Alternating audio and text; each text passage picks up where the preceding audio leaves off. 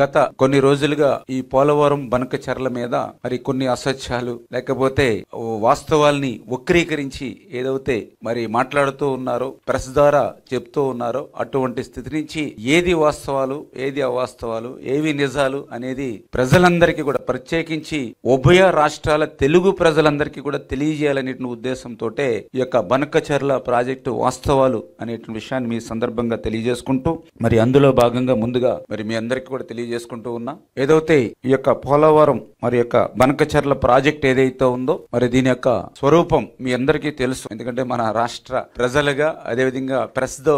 మేము చాలా సార్లు కలిసి ఉన్నాం కాబట్టి దీని యొక్క స్వరూపం అంతా కూడా చాలా వరకు మీ అందరికీ తెలుసు. కానీ మీ ద్వారా మరి వేళ ఉభయ రాష్ట్ర ప్రజలకు కూడా తెలియజేయాలనే ఉద్దేశంతో ఏదైతే గత 50 సంవత్సరాలుగా పోలవరం సంబంధించి ఏదైతే గోదావరి నది ఏదైతే ఉందో మరి యొక్క గోదావరి నదికి ప్రతి సంవత్సరం కూడా 3000 టీఎంసీల నీరు మరి వృధాగా సముద్రంలో కలిసిపోతున్నటువంటి పరిస్థితి మనందరికీ తెలుసు. ఇది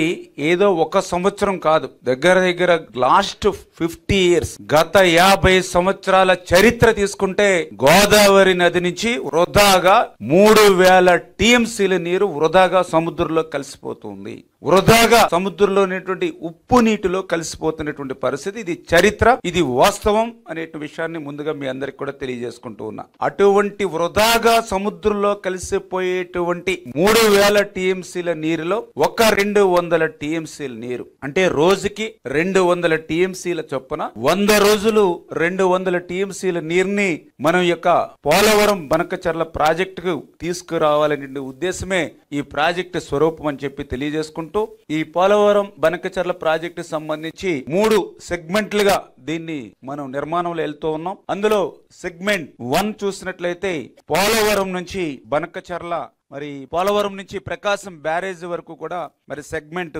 1 కింద, అదేవిధంగా సెగ్మెంట్ 2 చూస్తే మరి ప్రకాశం బ్యారేజ్ నుంచి 173 టీఎంసీల సామర్థ్యంతో బొల్లాపల్లి రిజర్వాయర్ వరకు కూడా, అంటే